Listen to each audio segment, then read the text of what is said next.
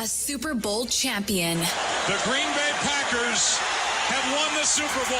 The Packers' all-time leading scorer. A game winner for Mason Crosby. It's time for the Mason Crosby Show with Mitch Nellis, presented by Verizon, the official 5G network of the Green Bay Packers, on the Wisconsin Sports Radio Network, powered by the Potawatomi Sportsbook, and on the free Odyssey app. It's cold out and high noon here on the Mason Crosby Show. My name is Mitch Nellis. He's Tommy Wirtz. Mason Crosby is here. It is -8 right now. Feels like -30 in Whitefish Bay. In Brentwood right now, it's 37, but the snow is supposed to start tomorrow morning at 6 and snow all day tomorrow. So you got that coming, Mason. Hello, winter. How we doing, brah? Yeah, they're shutting everything down here. So, we're just preparing. I got all the food, everything ready. Sunday's going to be a great day, right? Yeah. Just, hopefully snow will be on the ground. Everything is canceled, and we're just going to watch football, throughout the day and see what this NFC and AFC championship games look like. But yeah, it's disappointing because I was expecting 18 to 24 inches of snow. What are they saying now? I said Monday, like what are 2 inches. The ice is the worrisome thing. Like they're talking, an inch freezing plus rain of tomorrow ice night. Yeah, I saw freezing rain coming your way tomorrow night. We've got football coming up Sunday. I've got like 13-year-olds coming over tomorrow night for a birthday party. So we're hitting up Costco right after the show. So if you guys need anything from Costco, more Tommy than Mason, I could hook that up for I you. have made You're it. not going to bring it down to me? I have made it almost 26 years never stepping foot in a Costco. We can chat. We could Wait, fix what? that. Yeah. No, I've You never. don't go to Costco? No, I've never. I've been to Sam's Club maybe He's once one in my person, life Mace. too. Yeah, I do guess, but I mean, I feel like Costco. Yeah, I go to like Walmart. just bulk buying, and it's like you get all your stuff, and then you don't have to go back to the store for another Go for the samples. 6 months. Yeah, Go for the samples. Well, seriously, I interact with people a whole lot more than you guys do, and I enjoy that. yeah. Maybe Whoa. so. You interact at Costco. Like I talk to people all the time at Costco, man. dude, I have 6 people minimum in my house at all times that I'm interacting with. You don't interact with more people than I do. No. I literally have. You want to know how many people are in my house right now? Yes. I have. Yeah. Well, what's crazy is my family's not here, but it's the same amount of people have replaced them. I have electrician, like 4 plumbers, some people doing some repair work. Like I think there are 8 people in my house right now, like doing odds and ends things. Well, I'm like, how do I take my family out and then I just bring other people in? This is crazy. You're a lover. If You're you a lover, wouldn't have, Mason. That's got right. a house with 72 bathrooms in it, you could only have one plumber too. Like, I mean, The 4 plumbers are working on a water heater that broke. Like, come on, it's not. They're not all in different bathrooms. Okay. All right. I got to give a shout out to my HVAC guy last night. He came over.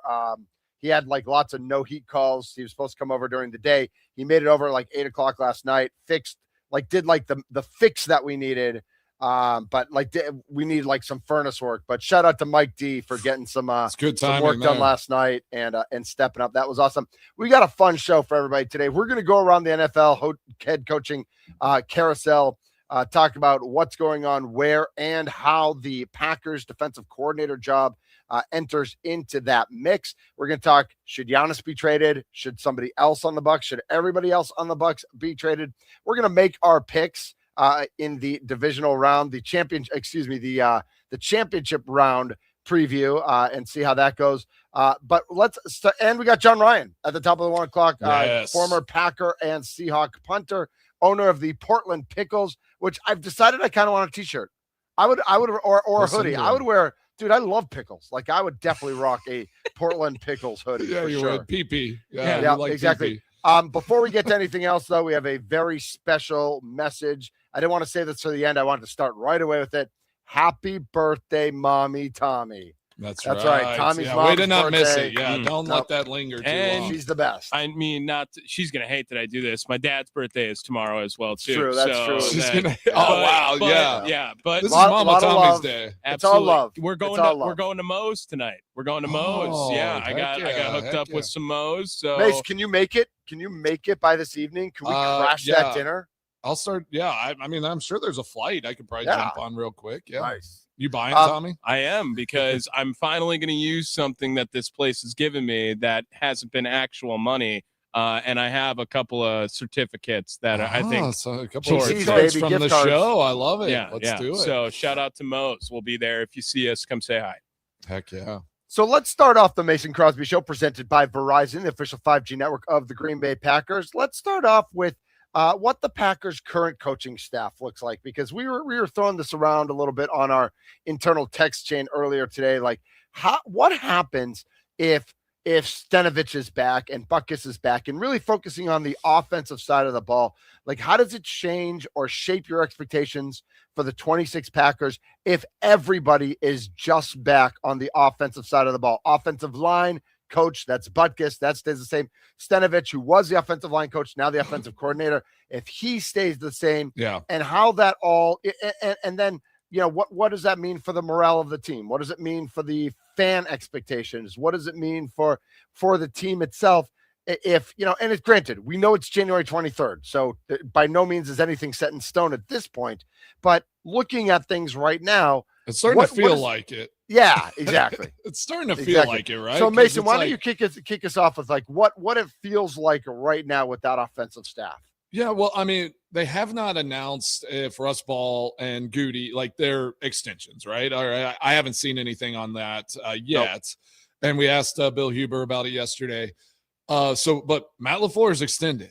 Like, what are we waiting for? Like, what is the process here of evaluation of, like, okay, yeah, Jordan Love had a great year throwing the ball. Offensive line play was not good, and you've invested a lot in that. So let's not even overthink this. Like, that probably needs to change at this point, right? Mm-hmm. Like, they probably need to make an adjustment there. Honestly, like, if Stenovich, I've said this before, if he doesn't want to, like, go somewhere else, if he doesn't have prospects as an O-line or an offensive coordinator with another team, and he would have to be an offensive line coach again, like, is there a space where you offer, like, hey, like, this just didn't work. I want to get like a true offensive coordinator that's done this, been there, that we're going to bring in from outside. Want you to be my O-line coach, get those guys right, and we're going to go this direction. Like, if I were running the show, that's the route I would go. Real quick, would you have to offer him like assistant head coach / offensive line coach? Maybe you give him that title. A demotion in position group, but promotion in title. I think you would, just because he's your guy, right? Yeah. And Stenovich, everyone loves Steno. Like, he's true to LaFleur. Like, he's one of his guys now, right? So yes, I think you'd probably give a title or do something like that. But what are the options? If he's not the offensive coordinator in Green Bay, he's not. I can't imagine he's going to be the offensive coordinator somewhere else. Like, has he proven that he's he's going to be a desirable offensive coordinator for another program? We don't even know. Like, he doesn't call plays. Like, LaFleur's open about the offense is his, right? He creates it. It's his show. He runs the offense.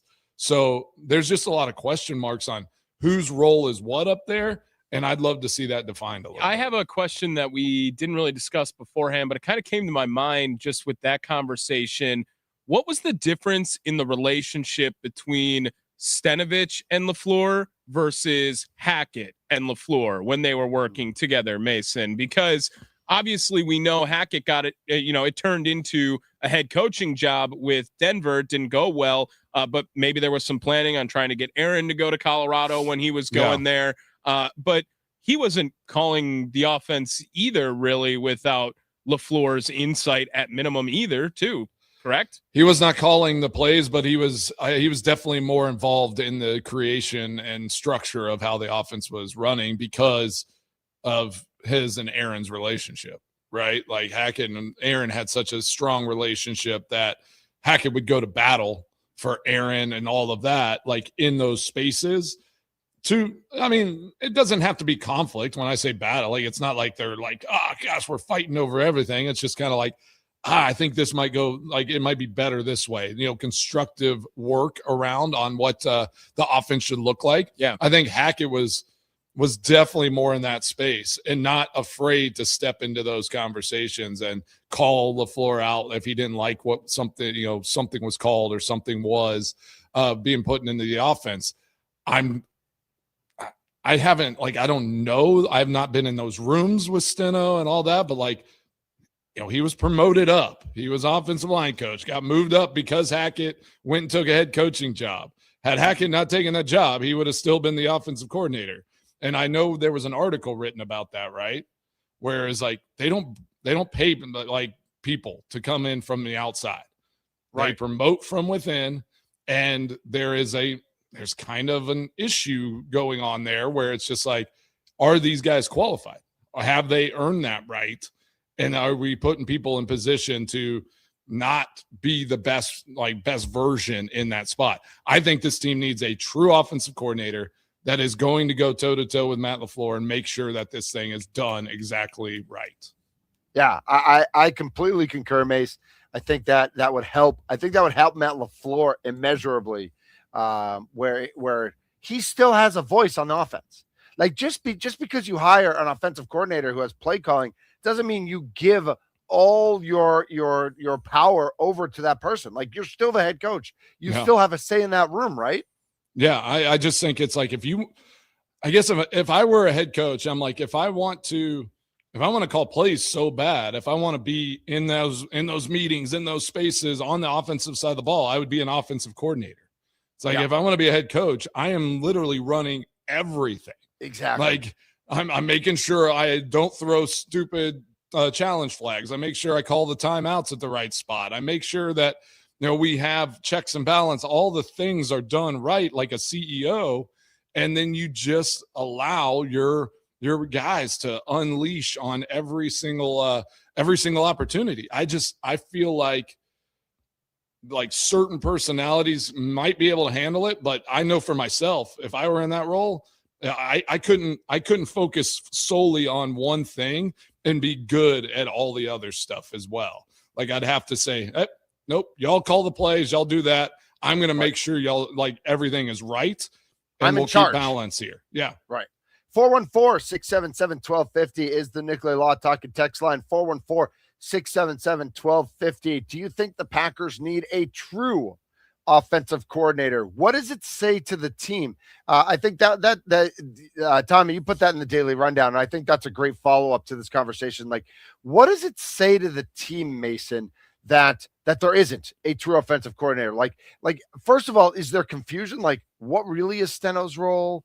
Like, he was offensive line. Should he be more involved with Butkus? Like, and what is LaFleur's role? Is there confusion when you have an offensive coordinator who doesn't call the plays? And is it a show, again, like we talk about, like asking for help as a show of strength.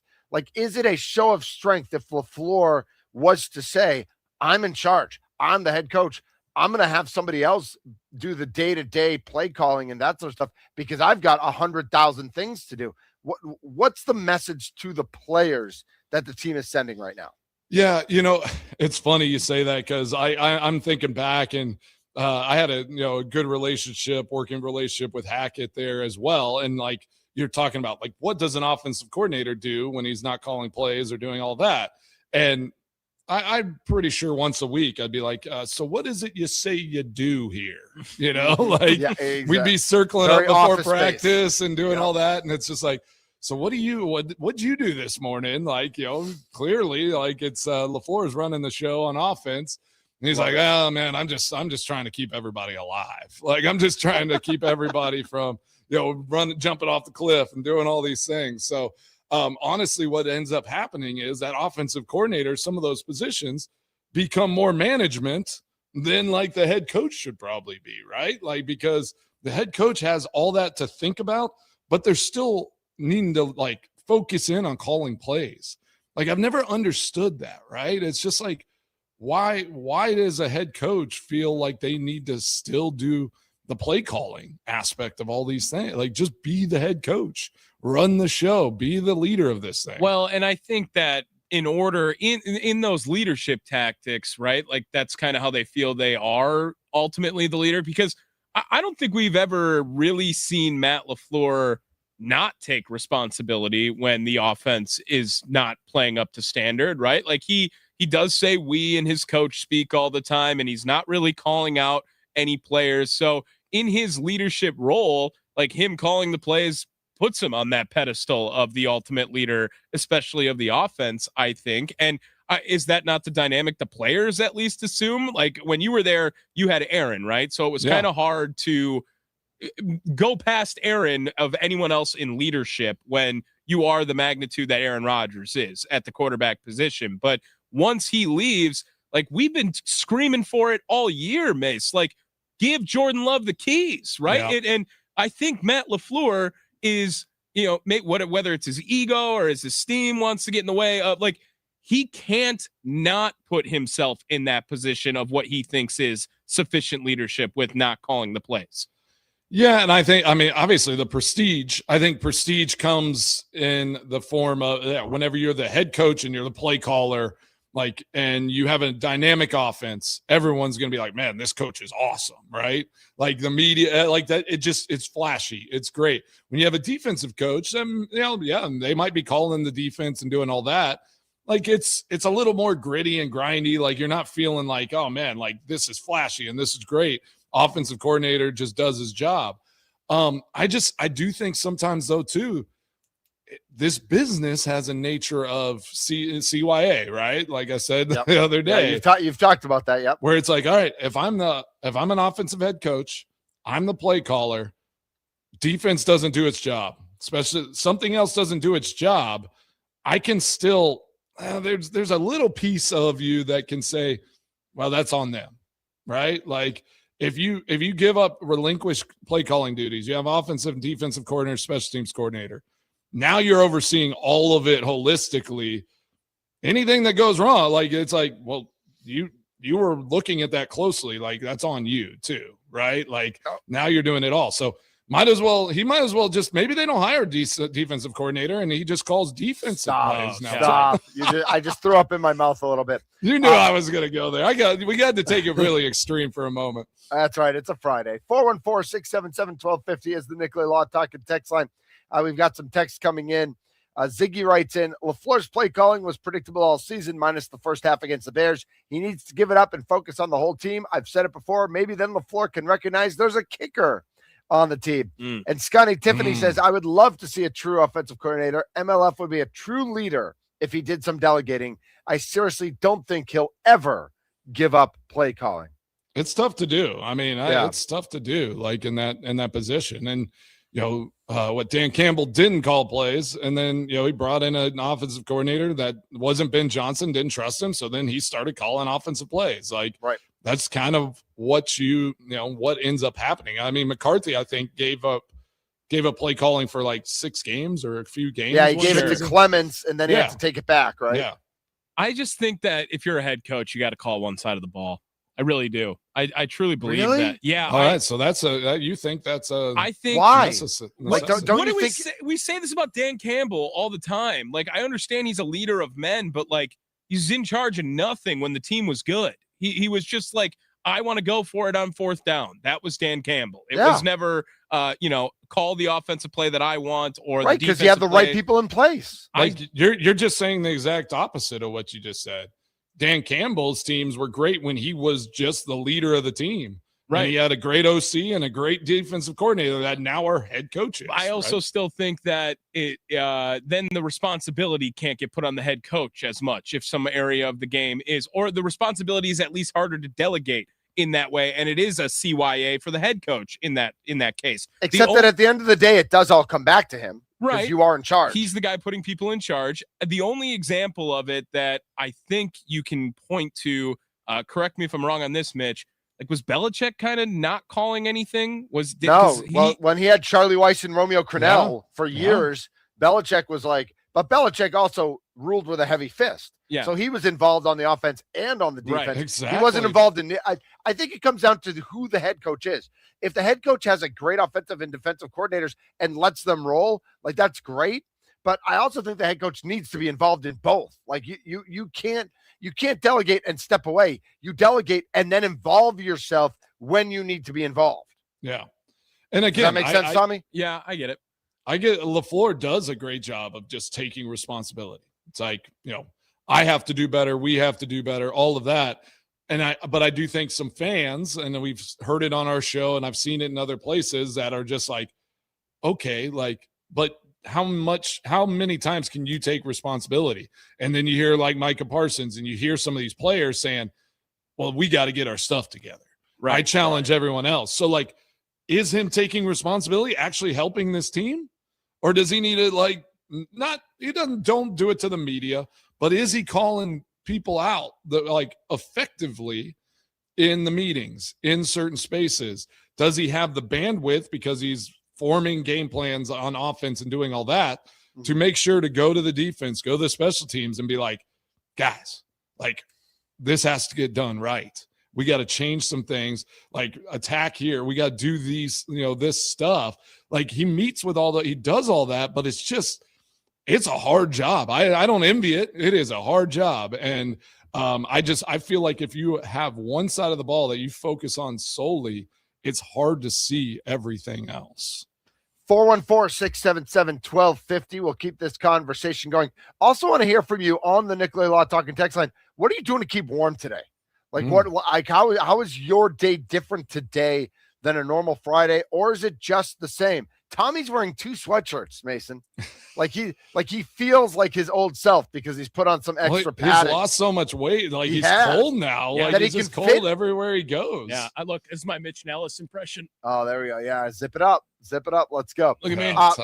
We're going to take a look around the NFL when we come back, some of the head coaching openings. I also have a question, Packers specific, for Mason, what he thinks about some of these openings as well. Remember John Ryan, punter extraordinaire of our Green Bay Packers and the Seattle Seahawks. He rang that 12th man gong once, right? Yeah. Against he's Packers. Always back up there. I'm sure he'll be at the game this weekend. So we'll ask him all about it. We'll have to check that weather as well.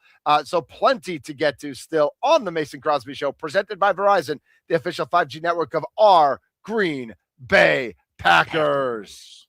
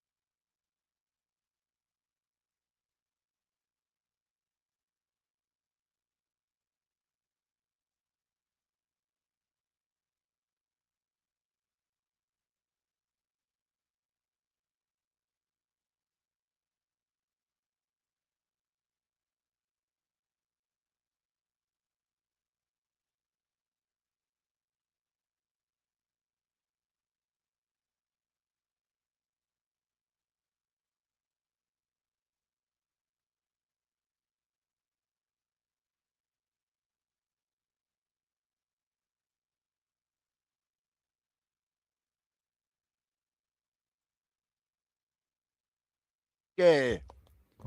I could do this whole one. I could do this whole song. Run DMC, baby. This is the Mason Crosby Show presented by Verizon. I'm Mitch Nellis. He's Tommy Wirtz. Mason Crosby in the house. And I want to let everybody know that how good are the prospects that the Brewers received in the Mets trade? Jim Callis of MLB Pipeline will join Sparky this afternoon on Wisconsin Sports Daily, served up by Wendy's at 3:20 to tell us his thoughts about it on the Wisconsin Sports Radio Network. Tommy, what was the highlight of yesterday sitting in for Sparkenheimer? Oh, yesterday we had a good day. Yesterday we had a good friend of the show, Eli Berkovitz, on. Jack Stern was on. Talked a lot about Al Harris and the potential defensive coordinator positions. Nice. And of course, Jack Stern helping us out with that Brewer trade yesterday that I love still. By the way, I established that yesterday on the show.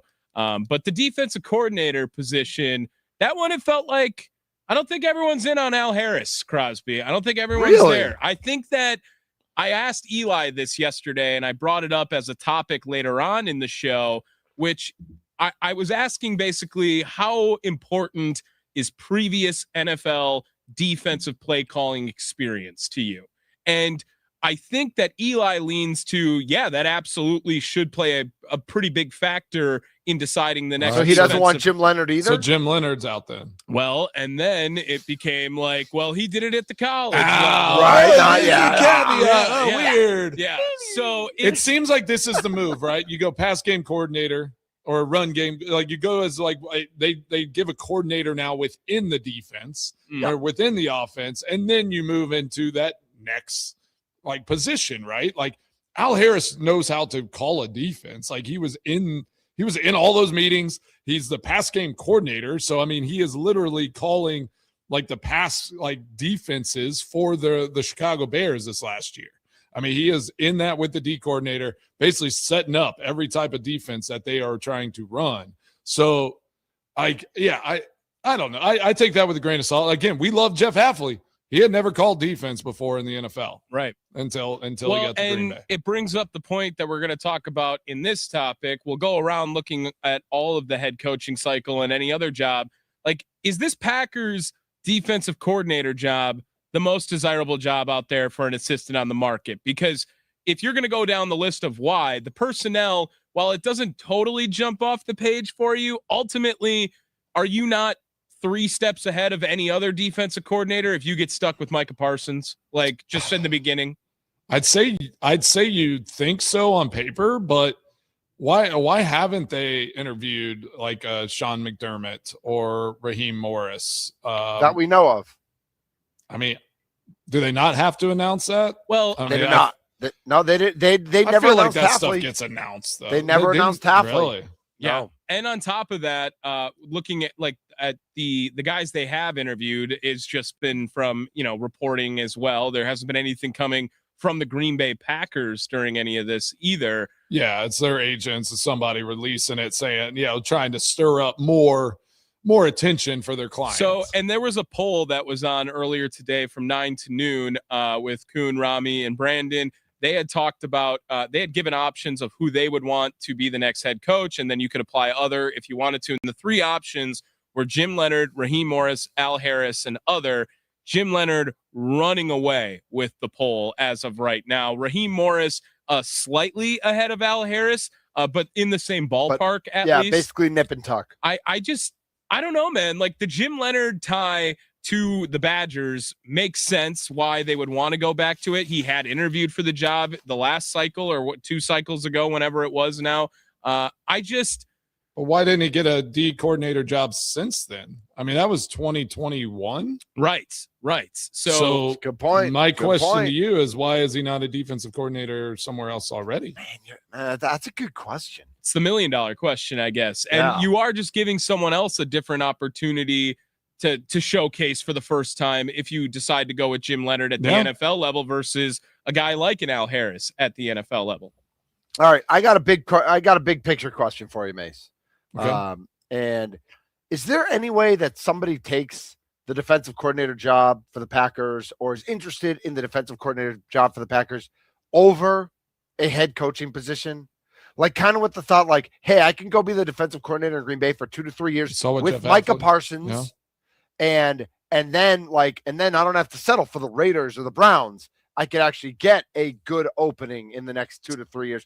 Does anybody think that way? Or is it just like, if you get a head coaching, there's only 32 of them in the world and you got to take one if you get that offer? Well, I told you, I feel like Jeff Hafley, and like, again, hearing him in his Miami Dolphins presser and all that, like, the dude's a savvy businessman in the sense of what the business of coaching is, right? Yeah. Like, he knew what he had to do to get where he is today. And he plotted and did those steps. So yeah, I'm sure there's mindsets there. That's why I thought maybe a Sean McDermott or Raheem Morris, someone who was just a head coach, kind of step into a DC role. But I don't know. That might be a non-starter for LaFleur and for this staff. If it's like, hey, yeah, like someone comes in there and be like, I want to be a head coach again in a year. I'll come be the defensive coordinator, and then I'm going to be looking for another head coach job next year. Right. They might not be wanting that up there. I could imagine in Green Bay, that's not like what they're looking for in this next defensive coordinator, is somebody that's going to jump ship. Like, they want somebody that can develop, maybe be there, 3 years or so, and then get some opportunities if that time presents itself. So Al Harrison, Jim Leonard, I feel like those, in that category, right? Yeah. I feel like this is like a Green Bay Packer draft and develop, bring in the defensive coordinator that is going to build this thing up for the next few years. Because, again, what do you got to get? You have to get help at cornerback. You're going to have to get a few more inside big guys. Yep. And probably, just make sure that you shore up the other side of that pass rush with Mike Parsons. So this defense is there's going to be young guys. You're going to draft cornerbacks. You're going to draft some of these players. There's going to be somebody who's going to have to teach a lot in this. It's not, I don't think a Sean McDermott or Raheem Morris maybe are the guys that are going to come in. They're going to come in. They're going to implement their system, like go out there and do this thing. And then I'm going to try to be a head coach again. Coach for a year and jump ship. Yeah. Is the Packers' urgency on these changes concerning at all? I know that, for instance, if they want to interview Jim Leonard, they have to wait until he is eliminated from the postseason with Denver. Yeah, but correct. In general, if they were going to get a new offensive coordinator, if they were going to get a new special teams coordinator, like, guys are getting jobs around the NFL right now, and the Packers, they're not very urgent on moving on from anyone other than the guy who got hired to be the head coach of the Miami Dolphins. And if they're going to make decisions, like, why would you not have made these decisions by now? And it makes me believe that there aren't going to be a lot of changes. And are they too distracted or busy letting the ink dry and the I's and the T's for Goody and Ball to even get involved in some of these conversations? Yeah, that's probably, I mean, there's got to be some of that. And I don't know what is the holdup with Goody and Russ, if they've been offered contracts, and like what the back and forth is there, and why they were able to get LaFleur's done before, those like two and relatively more of a like administrative roles, right? Like Goody is personnel, all that. But like, I mean, LaFleur is day-to-day head football coach. Like, I feel like those nuances would be harder to get done than something else, right? Yep. So I don't know what the holdup is there, but I'm sure that is part of the process. But if I'm LaFleur and I'm like thinking about making a change at like an offensive coordinator or some big time position coach spots, like you probably get a move on it. If it's not done here by the next week or so, I feel like it's not going to happen. I've got a couple quick fire follow-ups for you on that, Mason. First is somebody from the text line, 414 says, can and will the Packers get rid of Rashawn Gary? Like, can you definitively tell us, like, you don't think he's going to be part of the team, or do we have to wait? I can't definitively because I don't make those decisions, but right. I'd give it more than a 90% chance that he's not here. Yeah. Like I'd put it up to that number. And then last year, Steno did interview, I believe, with Seattle and Tennessee. Bears head coaching job. And the Bears head coaching job, exactly. That's right. And there are already rumors. I don't know if he's actually interviewed. I don't know what it takes, like, to go from offensive coordinator to offensive coordinator. You have to get permission. Right. Yeah. So if Hafley wants him in Miami, they would need to have to get permission from the Packers to go from offensive coordinator to offensive coordinator, right? Even though it would be a role increase because the assumption would be he would then get to play call the plays. So, but it would, unless they made him like assistant head coach or something like that, it's still a lateral move, right? Yeah. So if Hafley says like, hey, we want to interview him for offensive coordinator, assistant head coach job, I don't think they have to get permission.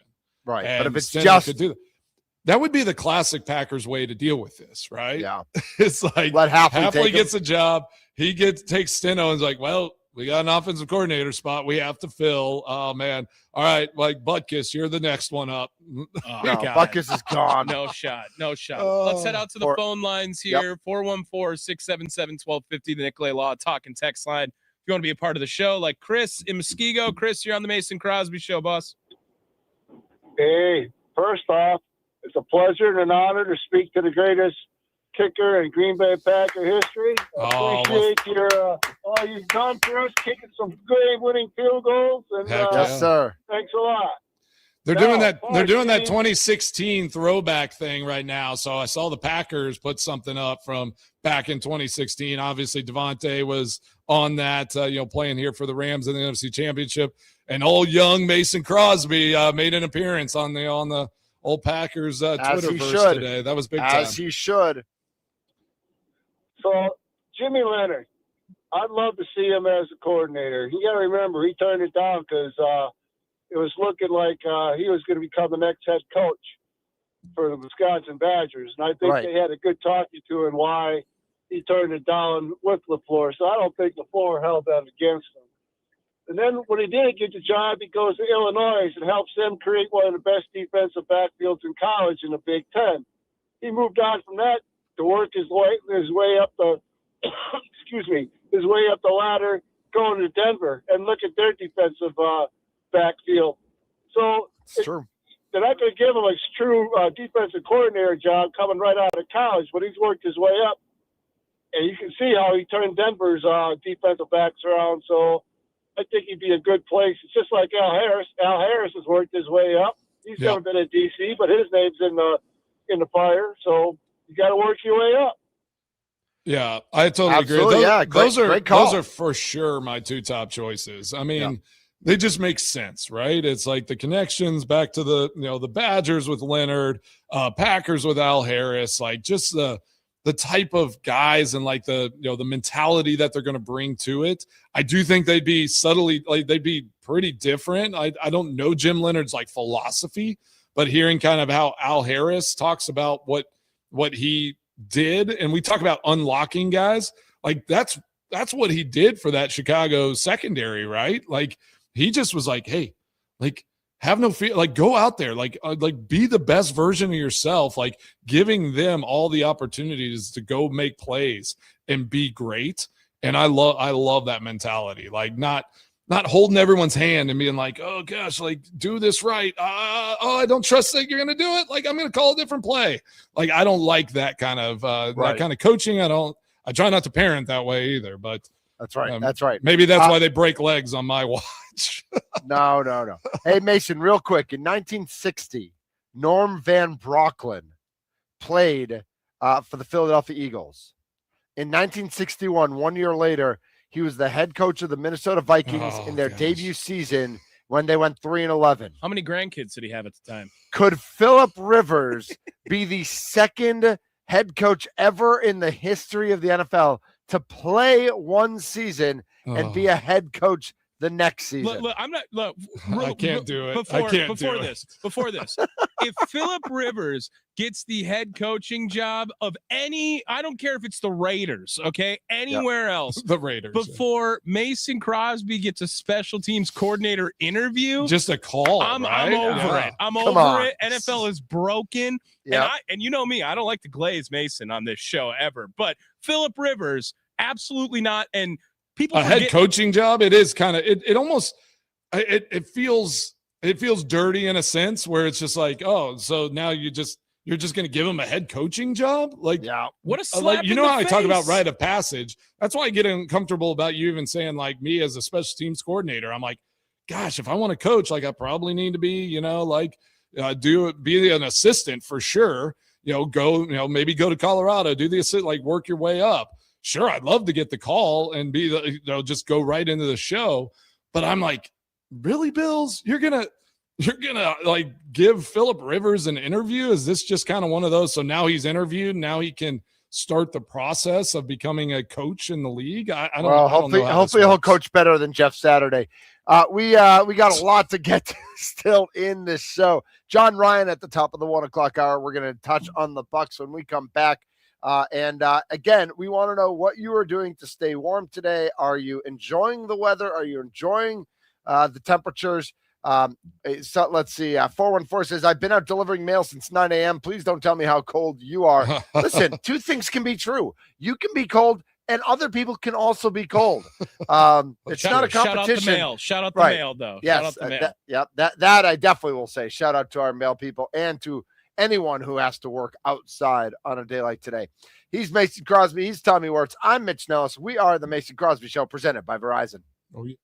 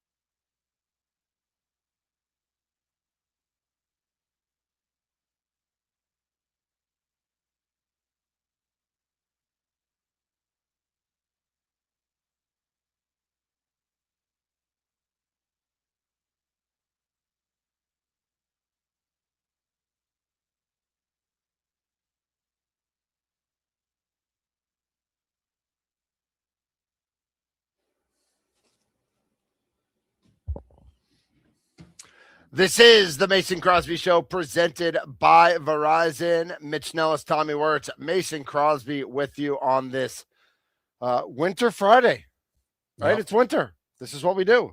It's a little colder than normal, but it's winter. Is it a fun Friday when it's this cold? Like, are we still having fun? Fridays are pretty awesome no matter what, right? Yeah. I agree. I'm looking forward to a low-key weekend. Everything canceled this weekend. It's going to be awesome.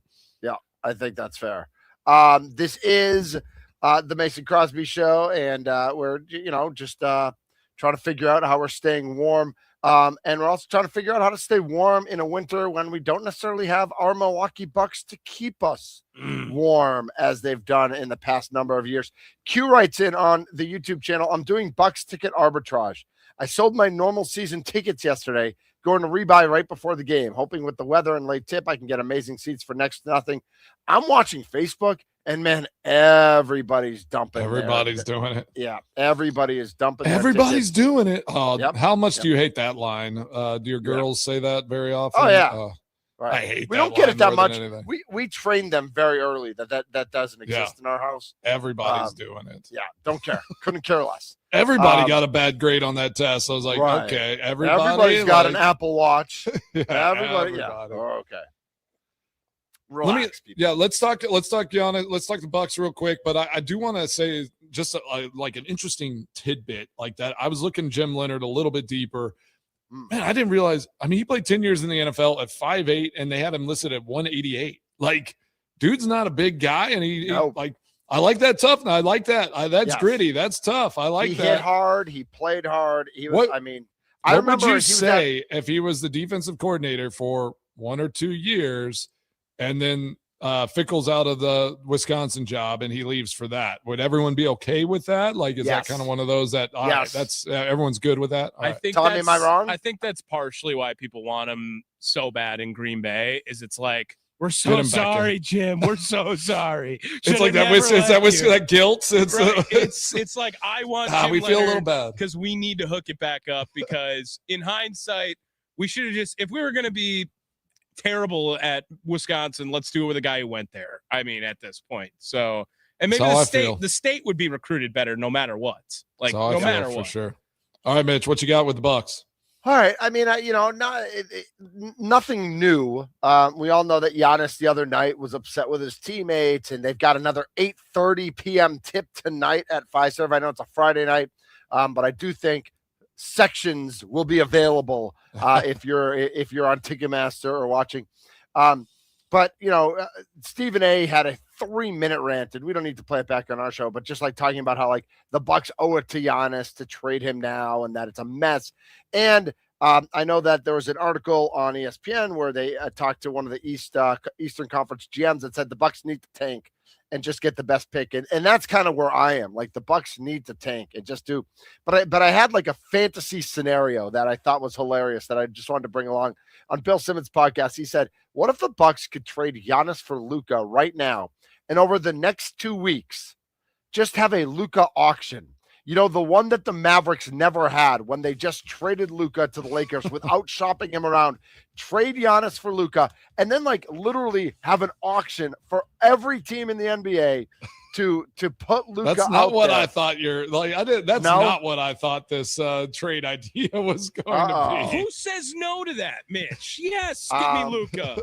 Yes. I think the Lakers. Let's give me Luka no and then get rid of him. It sounds like then trade him off. Oh my god. I mean, the Lakers are having issues with LeBron and the buses, who technically don't even own the team anymore.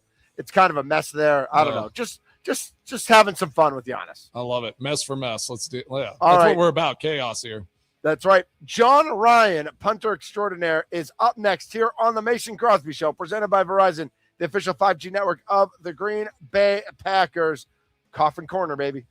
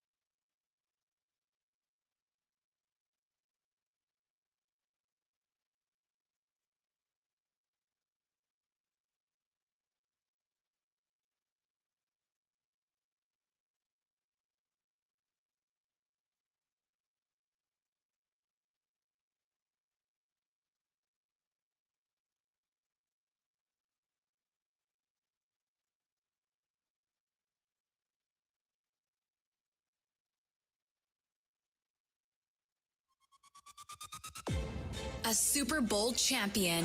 The Green Bay Packers have won the Super Bowl. The Packers' all-time leading scorer. A game winner for Mason Crosby. It's time for the Mason Crosby Show with Mitch Nellis, presented by Verizon, the official 5G network of the Green Bay Packers, on the Wisconsin Sports Radio Network, powered by the Potawatomi Sportsbook, and on the free Odyssey app.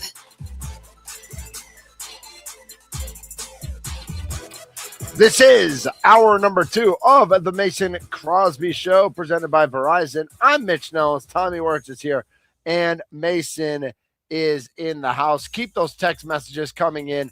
414-677-1250. 414-677-1250. Man, we got some cold weather up in Superior for sure. Getting ready to pour a cocktail. Dan in the 715 already getting, you know what? Whatever it takes to keep you warm on a day like today. Somewhere. That's right. No judgment, right? No judgment whatsoever. Speaking of no judgment, our next guest joins us, and whatever he says, we're not going to judge him for being on the wrong side of a rivalry for some time. But he's excited for it on Sunday, I'm sure. I don't know if he's banging the gong or ringing the bell or wearing the 12th man jersey or whatever. John Ryan, longtime NFL punter, friend of show, and buddy of Mason Crosby. John, good day to you, sir. Yeah, good day to you. Thanks for having me on. Yeah, John, are you going to be at the game this weekend? I am. I'm at home in LA right now, but I'm flying out tomorrow morning, so I'll be there. Can't wait. Oh, heck yeah. Yeah. Man, I didn't want to talk about this, and then these Tommy, our producer, he brought it up. I mean, I didn't realize, and I just would have assumed, like, Seattle hasn't been in a NFC championship game since that 2014 game. Yeah. They're in Seattle, right? Yeah. So that's crazy to think about. That was the last time Seattle hosted an NFC championship game, and what a game and wild game that was. So what's your feel? I know you're still really close. You're always around that organization. I see you up there all the time for different things. What's your feel up there right now? I mean, obviously they smashed the Niners. They must be feeling pretty good right now. Feeling pretty good. It's been an outstanding season. I don't think even the most hardcore of us thought we were going to win 14 games this year, to be honest with you. I thought we were kind of 1 year ahead of schedule. I thought next year was going to be a year. I thought we were more like a 10 or 11 win team this year. But that defense right now, it's tough. It's tough. It's giving teams fits right now. And, got LA coming to town, obviously a great team. Whenever you have a guy like Matthew Stafford behind center, you got a shot, but coming in 3 straight road games in the playoffs, 5 quarters in Chicago last week, it's going to be tough to beat the Seahawks on Sunday. Yeah, for sure. And I was looking too. It's Devontae Adams on that team, and he was there in that 2014 playoff game.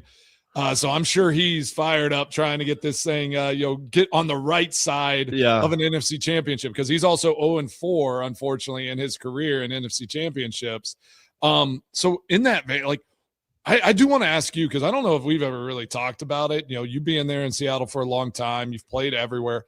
Like, what makes Seattle so what makes the fan base so ferocious and so crazy at games, and it gets so loud and wild? Yeah.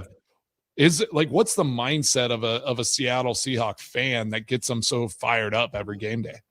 The fans are very proud people here. They always talk about the 12th man, and they truly believe they're the 12th man on the field. And I think with that being all the way tucked away in the Pacific Northwest, kind of being forgotten about by the rest of the country, they have a bit of a chip on their shoulder. You know what I mean? There's a ton of years when I first got there, and we were a pretty bad football team, and you'd watch ESPN at night or whatever, and they would have highlights of all the games, and they'd have us on for 5 seconds. Someone kicking our butt and then showing 3 highlights. And I always felt like we're kind of forgotten about. And I think that kind of where some of it comes from, where it's we're the people here in Seattle, we're kind of forgotten about, but we're going to prove to you that we're loud and we're good football fans. That's right. We got John Ryan. He's on the Mason Crosby Show. So you played, obviously we played, you were my teammate in Green Bay. You were in my wedding. I don't know. I think we maybe talked about this last time. John Ryan stood up in my wedding. And you had some moments against the Vikings. We were talking about this the other day, where how sweet it would be if Sam Darnold goes from the Vikings. They decide to move on, and then he goes to Seattle and gets it done with the Seahawks. Like, just like another ultimate troll to the Minnesota Vikings. Would you be all right with that? I'd be totally fine with that, man. I no love lost there with the Vikings and us, but Sam Darnold. I mean, what a great story. I mean, Minnesota kind of kicking him to the curb for winning 13 games for them last year. Was it 13 or 13 games? Now the guys won 27 games in 2 years, which is absolutely incredible for two different organizations. And I'll tell you what, like we absolutely love them in Seattle. And I guess one man's trash, another man's treasure, and that's how I think he's got a bit of a chip on his shoulder, whether or not he admits it or not. But he's kind of played that way all year. John, are you kind of worried that it's the Rams because Sam Darnold kind of stinks against the Rams the last 2 years? Yeah, I'm not worried about Sam, to be honest with you. I'm more worried about Matthew Stafford, and he's going to go out and throw for 450 or something crazy. It's supposed to be for the Pacific Northwest. It's supposed to be a pretty nice game. I think they're saying 42 light winds, which is a win. Mason, as you know, that's a win in January in Seattle. That's a win for Stafford. Pardon me? Right? That's a benefit for Stafford. Yeah. It's a win for Stafford. I mean, he's we're going to be pounding the ball, especially with that oblique injury to Sam Darnold. They're going to be pounding the ball, and we're kind of down one running back with Charbonnet being out. But I think it might be a bit of an advantage for Stafford. But at the same time, this defense is for real. So I think he's not going to be able to throw for that 450. I pray, because it will be a pretty wide open game if he does. Well, and we've talked about like playing in Seattle can be kind of weird. It's a different animal, certainly with the with the fans and with the atmosphere and environment. When they returned the opening kickoff last week, is that like should everybody just walked off the field? Like it was game over. Like the Niners, once that happened, 13 seconds into the game, that game was over. Like the Niners had no shot. Like that's how quickly things can go crazy in Seattle, right? Yeah, well, once you have that crowd on your side like that, and they're going crazy, 13 seconds into the game, it makes it pretty tough, especially for a San Fran team who they played unbelievable this year, but by that point they're just beaten down with injuries. They just didn't have too many more bullets left in the chamber. So I kind of knew pretty early it was going to be a bit of a relaxing game, and that's something that also it's going to be to our advantage, having LA coming in from a 5-quarter tough game in a cold Chicago. That'll play to our benefit as well. Hey, John, I want you to talk a little bit about John Schneider there, general manager coming from Green Bay, and like what a heck of a job as far as an evaluator, a leader. I mean, that guy just is the best of the best. So talk about like your relationship with him and like what it meant to you. Whenever, we talk about, I would never call you trash, one man's trash, another man's treasure. Yeah. When you left Green Bay, like, obviously I was steamed. Everyone, like, that was the first time I ever saw the business of football rear its ugly head. And then you go to Seattle and have a heck of a career there. And I know you and John Schneider have a really good relationship. Yeah, I mean, John Schneider and I, we go back 20 years. My very first workout in the NFL was in 2006, February 2006, almost exactly 20 years ago. And They didn't bring in a long snapper for anything, so it was just John Schneider underhanding me passes to punt, and Reggie McKenzie with the stopwatch. And I was just like, man, if they only have two guys out here, there's no way I'm ever going to be signed on this team. And luckily, they offered me a contract right after that. But John Schneider, we go way back. He had to cut me back in 2008 with Green Bay, and I think he was almost in tears. And him and I, we always kept in touch. And every time I go to Seattle now, we still go out and get a beer together at our favorite dive bar. So him and I we have a great relationship. Just to see what he's done with that team, some of the draft picks that he's made. I mean, going all the way back to 2012, when you look at Russell Wilson, the 3rd round, Bobby Wagner in the 2nd round, get guys like Cam Chancellor and Richard Sherman in the 5th round. These guys are, fringe Hall of Fame type players, some of the greatest players in the history of Seattle, and he gets them in the later rounds. So, he's very well deserved of that Executive of the Year award that he just won recently, because he's just, been such a great guy to have in that organization. Without him, we wouldn't be where we are. John, I wanted to ask you about McDonald, because in this new coaching cycle, it's been a lot of defensive head coaches getting brought in. And obviously McDonald being a part of that a few years ago with Seattle, and Green Bay now in a necessity for a defensive coordinator with Hafley getting the job in Miami. Like he went from a guy like Pete Carroll, who I'm sure is a legend in Seattle, right? Absolutely. He wins the Super Bowl, he gets you to another one, and his gum chewing is in the Hall of Fame. Like, absolutely. But like thinking of that, like, is that something when you see the success of Seattle, you look at New England, they brought in Vrabel, obviously another defensive guy, and is the young hotshot offensive coordinator kind of out right now, and it is more of a transition to maybe defensive coaches getting a chance this wave specifically and in the future for the NFL? DeMeco Ryans as well. That's another one. You see all these. It seems to be going in that direction. I think when Seattle hired Coach McDonald, I was kind of like, who? I mean, I'm not literally, but I was like, what? Really? This is the guy we're going after? With the other big names on the market, so young and everything. And man, was luckily I was very wrong with that one because he's been great for us. But it does seem to be the way the direction is going in the NFL is to more defensive-minded head coaches. Whether or not we're going to see that coming up with about 10 new head coaches being hired in the next couple of months, we'll see. Well, you've seen it forever, John. Like I say it all the time. It's like every 4 years, this NFL, like it ebbs and flows, right? It's like offensive passing goes crazy, so everybody gets smaller and does all. And then now it's like we're in this window where running backs are kind of coming back. And now they're going to have to beef up again and stop the run. And then we're going to see, 5,000 yard passers again, pretty soon here, I feel like. So I do feel like the NFL also sees that and they're like, all right, now we need some defensive head coaches to combat what's going on, in this cycle of things. So it's fascinating how that goes, but let's talk about a little bit of like kind of your life and what you got going on personally. I know the last time we had you on, we talked about the pickles and all the things that you got going. I know Mitch is he wants a shirt. I don't know if you can hook him up with that. Or a hoodie, whatever.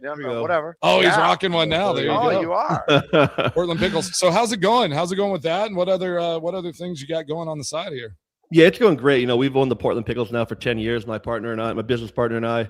And it's just, we built it up pretty much from the ground up, from just being a little ragtag team in Southeast Portland to being a pretty huge team, averaging, 400 fans a night, which is pretty big for that level. And then we also own the Lake County Captains, which you guys probably know. We play against the Wisconsin Timber Rattlers in the Midwest League. And now we've kind of moved on to soccer as well. We have the Portland Bangers FC, which play in the USL2. And we're introducing our new USW team and US women's team in Portland as well, the Portland Cherry Bombs this year. So we're kind of moving into that soccer space, as awesome. Mason, you'd be happy to hear, and we're having a lot of fun with that too. So it keeps me as busy as I want to be when I'm not laying in bed drinking coffee or working out. Other than that, I kind of focus a little bit on these teams as well. Drinking, man. You never change, John. Just never change. I mean, John, I told you this story before. Like, ahead, John. So my first, he's my first punter, first teammate in the NFL, and it's like I go to his apartment for the first time, and I'm expecting. I don't know what to expect. I'm going in his fridge. Literally, this guy has Miller Lite. He has beer, and he has protein shakes. Just that was it. It was like a cribs thing, and I was like, dude, nothing else. He's like, I get everything at the stadium, and then I just drink beer and protein at the house. It's not a big deal. So I'll tell you, 20 years later, it's the exact same. My wife got so sick of it that I have to have my own fridge now. So I have my own fridge with just beer and protein shakes in it. Beer, protein shakes, and Diet Coke. It's what I live on. I've already had 3 protein shakes. It's only 11:15 over here. A couple Diet Cokes. I'm good to go. Let's go. John Ryan joining us on the guest hotline, powered by Gruber Law. One call, that's all. John, who's funnier, you or your wife? My wife. Yes, she is a professional stand-up comedian, Sarah Colonna. She'll actually be performing in Appleton at the end of March, the Skyline Comedy Club, March 26th. Sounds like we should all meet up. SarahColonna.com or the Skyline.com Comedy Club to get your tickets. But yeah, she's definitely the funnier one. I have more like locker room humor. A lot of that's what she said, and jokes referring to your groin area, stuff like that, where she's an actual real comedian. She's real. You just make people feel uncomfortable. Yeah. I got a question. So before our show, John Kuhn has a show on our air, and I talked to John this morning, and he has a conspiracy theory that he wants to run by you. He's still that we're all still mad about. Okay, the fake field goal. The fake field goal. Yeah. What did you see did you know before the game even started that you were going to run it? And did Chad Morton I already know this steal? one, yeah. Did Chad Morton steal information from the Packers and specifically give it to you that, like, should the Packers have seen this coming, basically? Yeah, he didn't steal it. No, he didn't. didn't. He No, saw information. It's a play that we put in on Thursday of that week. So that play, we had only ran it. We ran it full speed in practice maybe 2 or 3 times, and I knew the situation. You're breaking Tommy's heart again. You see, That's Tommy's infuriating. That's So we saw the guy the farthest guy off the wing was crashing down on the short side of the field every. It was every Brad Jones, time. right? Yes, every single time Brad he was coming head down as hard as he could around that corner, no matter what, not even really looking. And so I didn't think we'd actually run the fake. You know, Mason knows when you have those fakes, then you end up running them like once or twice a year, maybe if you're lucky. So the situation, we had to be between the 20 and 30 yard line. We had to be down. We had to be getting closer later in the game. So the whole situation just played out perfectly for us. And then, we just we got the exact when it went on the field. I had the exact look that I wanted, and just kind of John, who rushes full out in a situation where it's at that point 16-0, so nothing changes. You kick the field goal, it's still a 2-touchdown game. Yeah. Who rushes short side of the field all out? Sean Slocum. Why can't the Green Bay Packers figure out special teams? I don't want to throw Sean Slocum under the bus here because I just did. Thank you for doing it for me. But yeah, it was a pretty consistent thing you were doing over and over again, it was almost every situation on the field you kept on doing it, and it just kind of exposed you guys a little bit on that weak side. Well, John, then I have a question based off of that, because we've talked about the special teams culture specifically in Green Bay and how maybe that they just don't prioritize it, because it's not been the last 2 years. It's the last 20 years that Green Bay has neglected special teams specifically. Maybe you can argue since Desmond Howard has been out of the building with what they've done. What were some key differences? And again, not throwing at Green Bay under the bus, but giving more praise to Seattle. What were some differences in the special teams culture and coaching from going from Green Bay and then going over to Seattle? Because you keep saying we every time we talk about Seattle, and you keep saying the Packers every time you talk about the Packers. You obviously made a home over there and felt a little more comfortable in the special teams plan in Seattle than you did in Green Bay, it sounds like. Yeah, I think I do say that because I've been there for so long. But just so you know, I had an absolutely amazing time in Green Bay, playing with Mason, playing with Brett Favre. Those 2 years that I spent in Green Bay were actually absolutely incredible, and I absolutely treasured that time. And if not for them, if not for John Schneider, if not for them giving me my opportunity, I never probably would have played in the NFL. So I did love my time there. I think that when I went to Seattle, they really treated the special teams like it was 1/3 of the game, and I didn't necessarily get that sense. Such a simple idea, right? Wow. Yeah. I'm only Crazy. speaking of the 2000, 2006, 2017 because I can't really speak after that. But we were really treated like we were a part of the team in terms of we were just as important as the offense and the defense. And it was very, very much stressed in training camp for a lot of guys, a lot of draft picks, 3rd round and down. It's kind of like, if you want to make this team, it's not like college anymore where you're going to be a starting receiver. You got to make this team on special teams. Mm-hmm. And that's the only way you might make this team. And that was very much stressed and celebrated.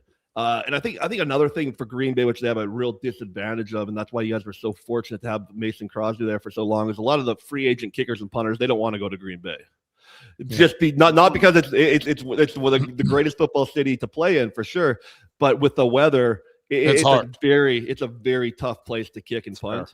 And that's why Mason, I love you, but it makes your career even more impressive that you were able to do that and not just done it in a place like Houston or Indy or in a place like in a dome where you were doing that. And I think that's why you're still so well respected there. But I think it's still why you seem to turn over a new punter every 18 months. Yeah. John Ryan's here on the Mason Crosby Show. John, if you were the general manager of an NFL football team, would you hire Mason Crosby to be your special teams coordinator? Yes. Yeah, we're throwing propaganda out there. Absolutely. Dude, John, I think you and I would be a great duo. You guys would be. Let's go run a show somewhere. Let's go coach a team. So many good decisions would be made in bars. I mean, there'd be contracts thrown up on napkins. There would be moving around Miller Lite cans for potential play. It would just be an absolute riot. Imagine Mason and John we'd last about a month. So imagine like John and Mason are like, okay, what if we combine protein shakes and beer? Oh, yeah. Oh, let's go. Yeah. Do you think if these guys like chug the protein drink and could run and make a tackle before they throw up, that's our guy. Yeah. If they can do that, he's our guy. We'd have our own combine. It'd be an absolute disaster. I love Just it. a beer combine. I just want to come and watch. Every I just 40 want- yarder, you got to drink a 40 right I after love that, it. after the sprints. Amazing. Absolutely. We talked. We brought up that fake field goal. I still, and not to like poke fun. Like you had some amazing. I still remember the fake field goal or punt you ran in Green Bay. I think it was in Minnesota, still in the old Metrodome. Oh, yeah. And you ran about 40 yards to get Yeah. like 6. And like we called you crazy legs because you were just like It was, you were I'll, all I'll over. I'll never forget that play. Whoever was the personal protector, it was his job to call the play off. So that was Yes. supposed to be like I think And he I forget called it off, exactly right? what But it was. didn't indicate Yeah, to you, right? It was supposed to be a snap to me and a throw to the wing leaking out to the right. Yep. There, it was a fake that Stock always had in, and so Metrodome back then was pretty loud. You know, on a fourth down when you're punting, it was loud in there. And whoever the PP was, he called it off. So he's looking towards the line. I'm 10 yards behind him, and he's like, kill, kill, kill. Well, I'm 10 yards behind you. I can't even see your mouth. So I catch the ball. I'm looking up the path, and I'm like, why is nobody moving? Why is nobody moving? And then crazy legs came to life, and I just, I mean, that was the luckiest run of all time, but I still love it. John's an athlete, man. You had some good ones there in Seattle too that unfortunately made the highlights for the wrong way. You got first down, Always. you made some good runs, and then I got one in concussed. Seattle and the one in that wasn't it the freezing game in Minnesota? Yeah, right? Where that wasn't you even a got fake. taken That out. one was on a bad snap, and then I decided I was going to hurdle a guy.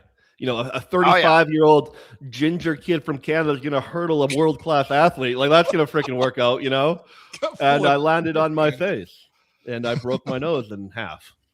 The pride of Saskatchewan, right? That's right. I got one more for you, John. The Advent calendar. That was like an article we had a month or so ago in the Green Bay Press Gazette. You got a new liquor Advent calendar that you're trying to go around here? I'll take 7. Yeah, my wife and I have been doing this Advent calendar just for fun. It actually started in COVID, just out of boredom. We, have surprise liquors that we drink every night, and we just tape it. It's been going for about 5 years now, and for some reason this year just it caught on. I think the first 2-minute episode we had like 5 million views or something like that. So it caught on. And it's kind of funny to watch just us two a-holes having to take a terrible shot and see our reaction. That's So basically the whole thing.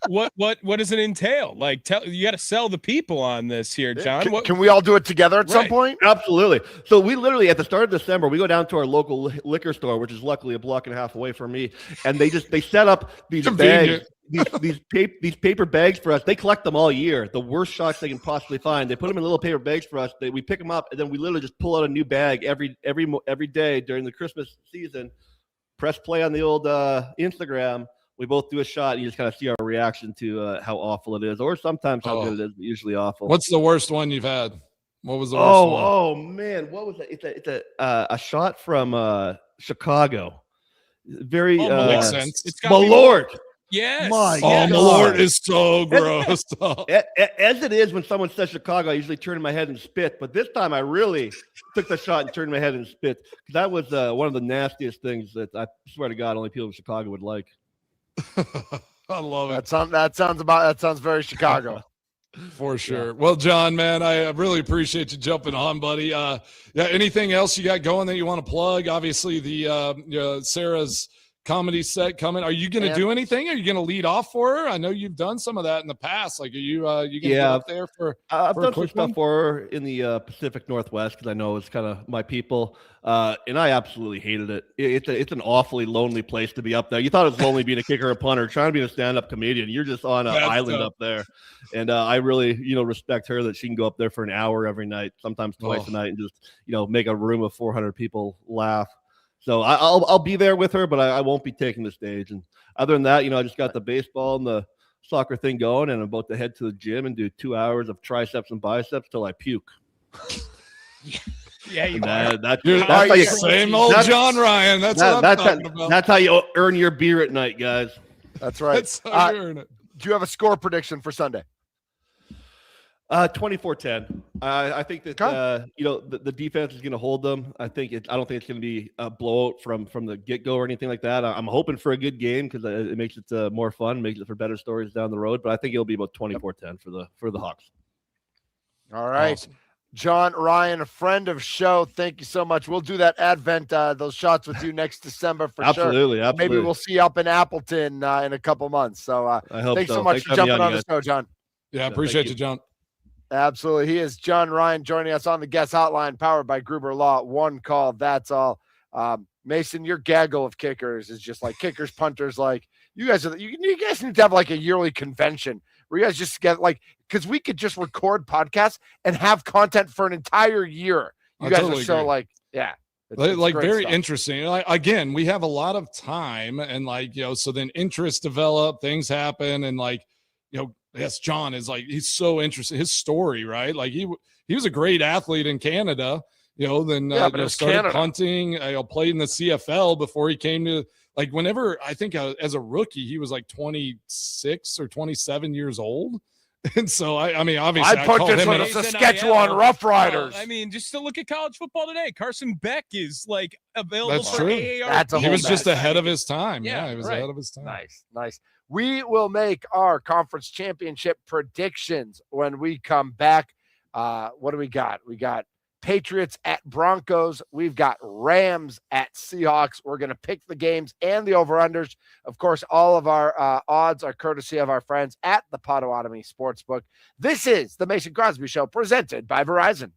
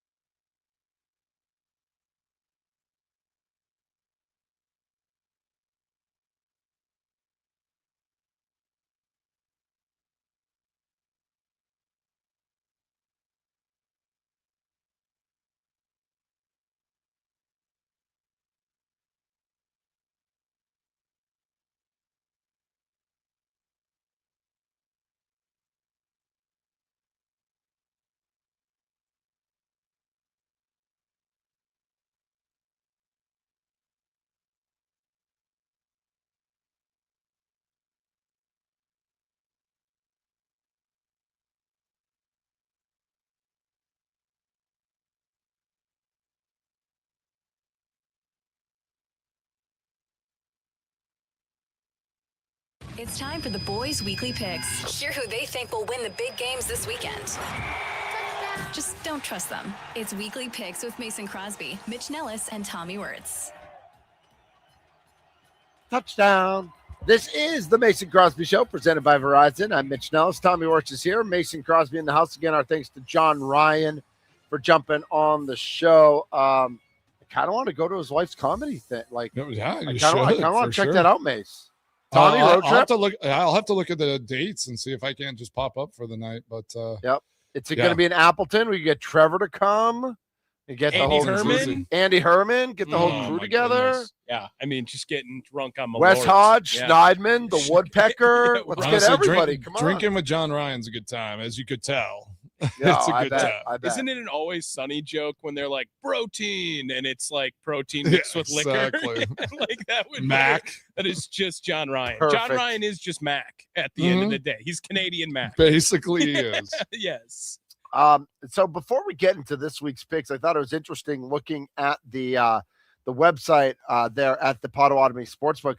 They already have lines out for all 4 potential Super Bowl matchups. I see that. Which I thought was interesting. They've got, if the Broncos make the Super Bowl, they've got the Rams and the Seahawks both 8.5-point favorites over the Broncos. If the Patriots make it, they've got the Rams 3-point favorites over the Patriots. If the Seahawks make it, 3.5-point favorites. So they over like a lot of NFC love. NFC heavy. Yeah. NFC heavy, no doubt about that. I think that seems to be the gambling public's message as well. Let's start with the first game, the AFC Championship game, Sunday, 2:00, Mile High. It'll be 1:00 in Denver. I didn't check the weather in Denver. Probably should have done that. John gave us the weather report for Seattle. And Denver, you never know. It could be anywhere from 10 to 80, right? 10 to 80, yep, exactly. I'm going to check it out real quick. I don't know if they're getting any of this heavy No, I think it's already past them. Oh, it's cold, but let's see, 20 and some snow flurries, but 10 to 15. Yeah, it's going to be cold. Why is the line only 4.5, Mitch Nellis? Yeah. I mean, I think that's here. Let's see if I can get that up right there. Yeah. Yeah. Denver's defense. I mean, Denver's D, and Stidham hasn't played this year, but he has played a little in the NFL. Yeah. Is this? I don't know if it's disrespect toward Bo Nix. I just made up a new quarterback. Bo Nix. Yeah. Is it a knock on? That's a knock on Bo Nix.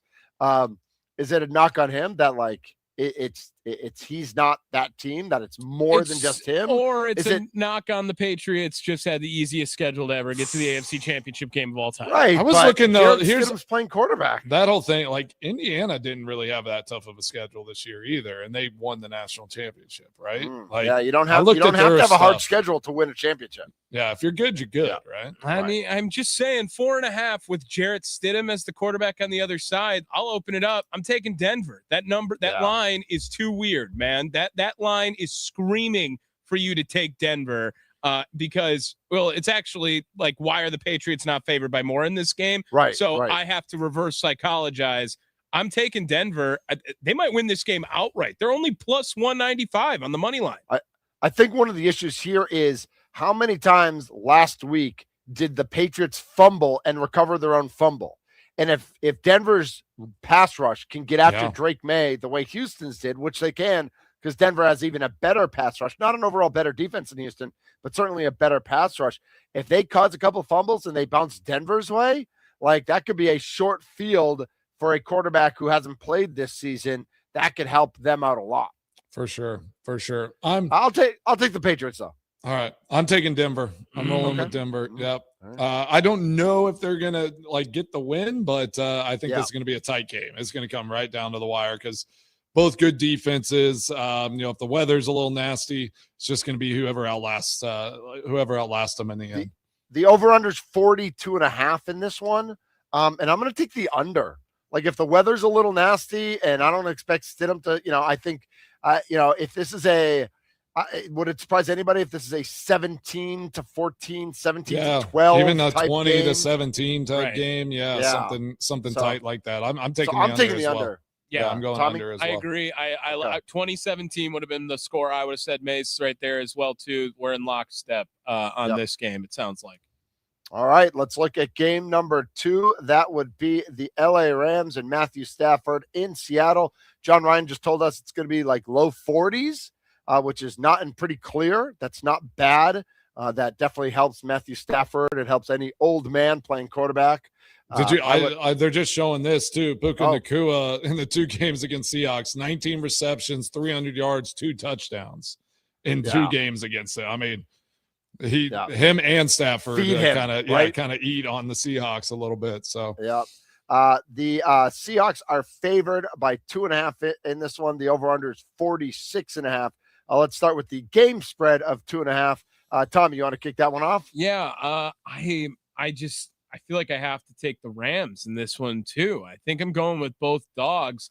I like Seattle. I just really was hoping Sam Darnold would play any other team other than the Rams if he was going to do this, because he has not been good against the Rams in his career. He's 2-3 dating back to 2020, and that was one against the Jets. So let's eliminate that because he won that game when he was on the Jets. But since he's been with Minnesota last year, remember, those were the only teams that beat him were the Lions and the Rams. And then this year he finally did get a win against them, but he still played horrendous. He has 6 touchdowns, 6 interceptions, 85 quarterback rating. Doesn't seem so terrible. Was it the Rams where he had 5 picks? Was it that game? 4 picks last year against the Rams. Okay. Yes. What did he have this year against them? He had sorry. It was 4 picks against the Rams earlier this year. Yeah, I thought that was like that. And then he had bad 2 game. picks also in the next game. I was looking at that was the Vikings 6 this year. Yeah, they don't have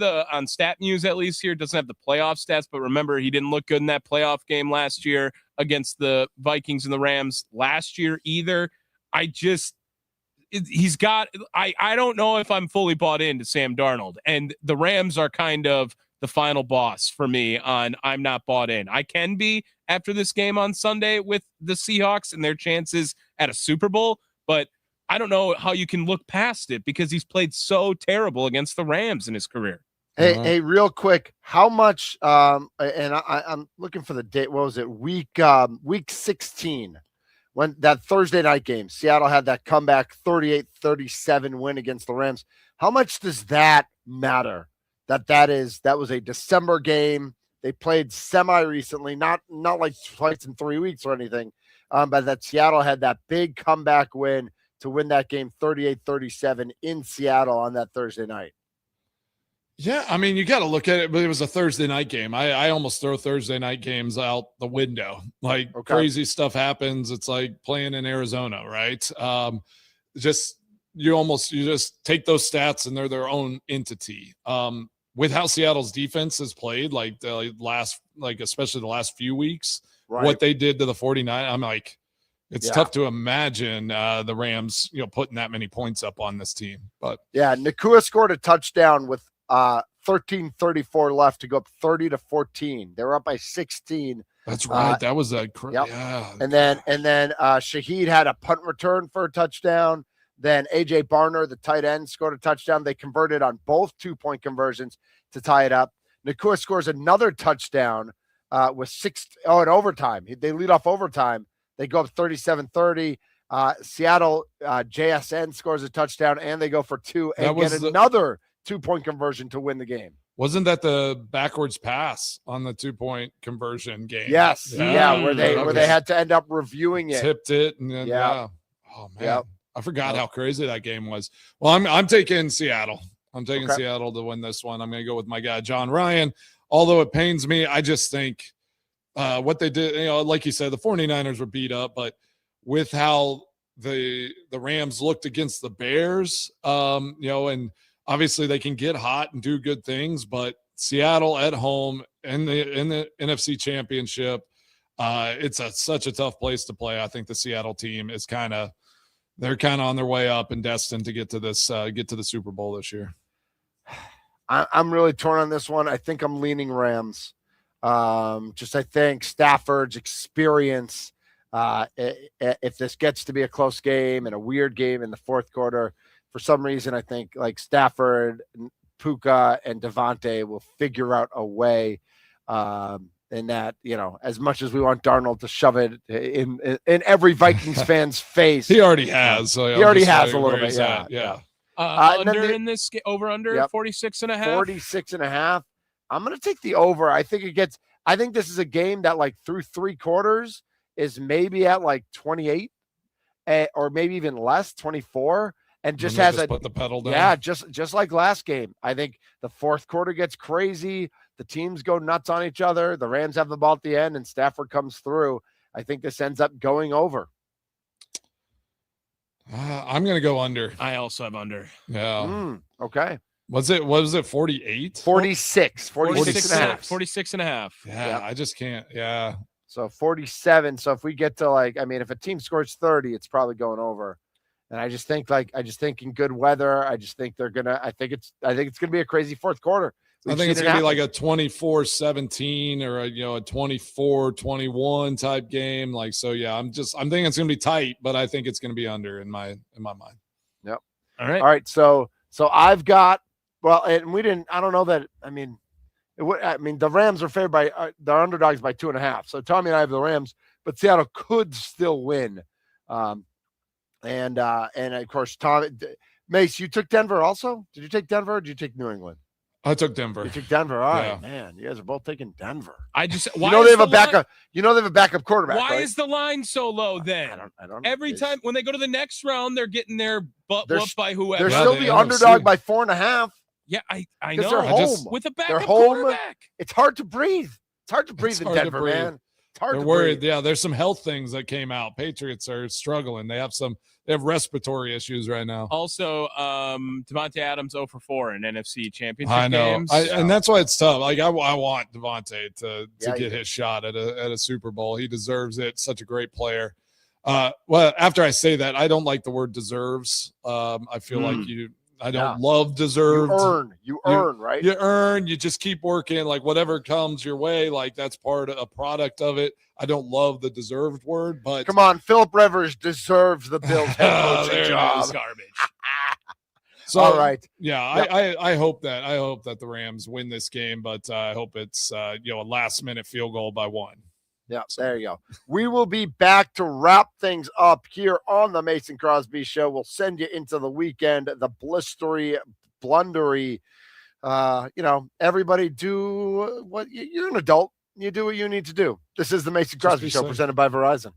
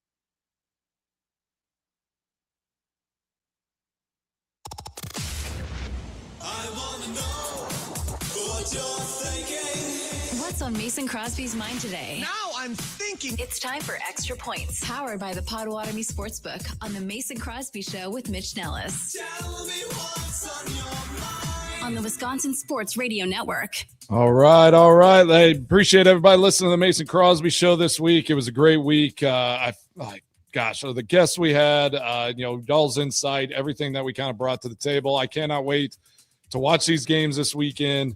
Whatever happens with Denver, maybe that Jim Leonard interview will happen for the DC job, and then we'll be on pins and needles waiting to see what the Packers decide to kind of shore up that coaching staff. I feel like that's the piece that needs to happen so that they can start like making a plan, because you get that defensive coordinator. Now you decide, do you keep, are you getting rid of Rashawn Gary? All these little pieces have to fall in place so they can make those decisions up there at 1265.